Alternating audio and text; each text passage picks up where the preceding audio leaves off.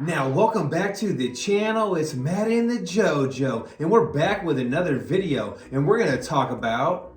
We are going to talk about what you really need to do to be successful in the junk removal business. Now, the very first thing you got to do is have determination. You got to get out there and make stuff happen. You got to have that go-getter mentality. You got to put in the work to get the work. Yeah, because your phone won't start ringing like right away. You definitely need the determination and that never give up attitude to get out there and make it happen. Now, something that's super important if you want to be successful in this business, you got to have a big population in the area you service.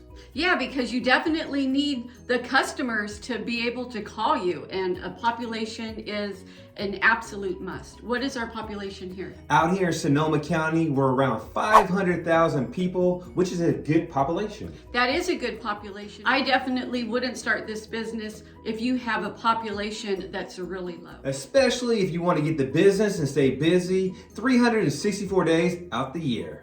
Another thing you want to make sure you do is educate yourself. Educate yourself as much as possible about this business. You can do that in all kinds of ways. One of the best things to do is to watch a video like you're doing right now. Check YouTube out. Lots of people are putting out great information on how to start this business.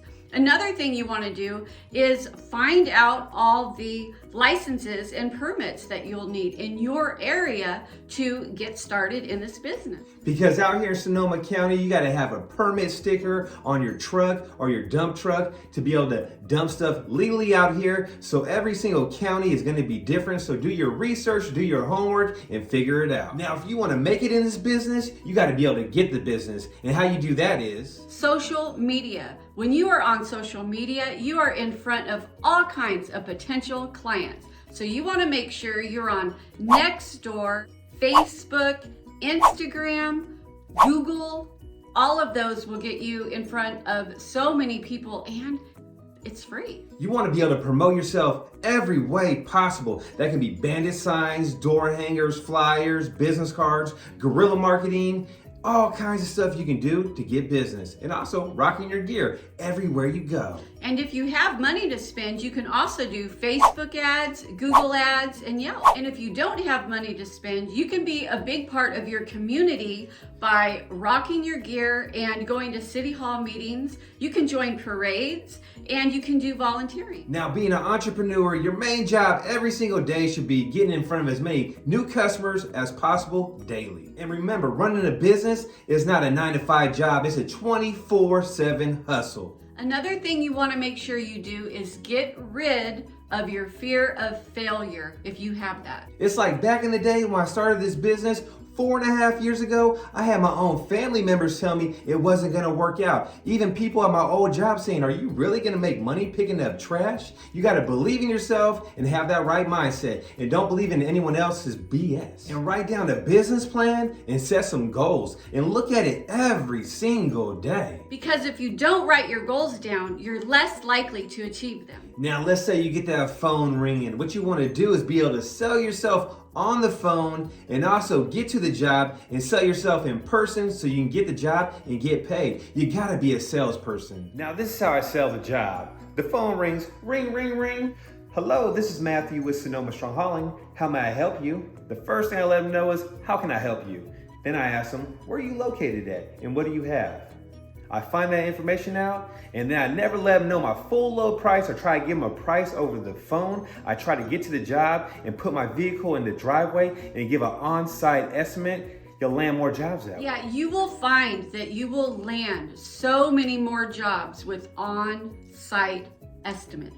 Now, in this business, I'm not going to BS you. You got to be physically fit because some jobs are torture. You'll be picking up a bunch of construction debris behind a house and hauling that stuff like 100 feet to your dump truck or your trailer, so you got to be fit.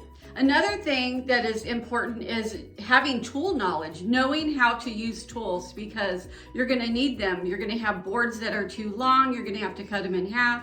And often you'll get those phone calls to remove hot tubs, and you will often have to cut those hot tubs up. And also, make sure you know exactly what you're legally allowed to do in your state. Like out here in California, we can't disconnect a hot tub. We got to have an electrician or a handyman come out and disconnect it for us before we show up and cut it up. So another thing you want to be able to do is be able to think outside the box and look for opportunities to upsell. And a way you can do that is maybe you're in the backyard, you see an old shed that needs to be taken down, or maybe a hot tub that looks all nasty, or maybe a play structure that's fallen down. Let the customer know, hey, you know what? We can take care of that for you too, and try to upsell at every single job you're at. Now, if you want to start making big boy money, you got to look professional and clean and have a good logo and good uniforms. There's a lot of junk haulers out there, but don't worry about your competition. Just focus on yourself. Now, there's three types of haulers. There's bottom feeders that are just barely getting by. There's ones that are making okay money. Then there's ones out there really getting it and getting that big boy money. So make your decision what kind of hauler you want to be. Now, what are you going to do after you get all that money? You got to learn how to manage your money. So you want to get a bookkeeper and a CPA. You also want to make sure that, especially during your first year, that you are stacking more money than you are spending. Because you got 4 seasons to get through, and after you get through that, you know exactly what your business is going to do. Now, the best way to grow your business is to get reviews, referrals, and repeat customers. Now, how we get reviews are, after every single job, I have the customer come outside, check out the job, make sure they're happy, then I let them know, do you mind if I send you a link to leave a review? It takes a second, and it really helps our small business. Another thing that's important in this business is being a great team player and having good communication with your coworkers. Because you never know what type of items you're gonna show up and remove. It might be a sleeper couch, it might be a piano, and you definitely don't want to injure yourself or the guy you're with. Now, the best way to be successful in this business is just putting your business out there. Back in the day, 4.5 years ago, I was working a dead-end job making $15 an hour. Now I make anywhere from $1,000 to $2,000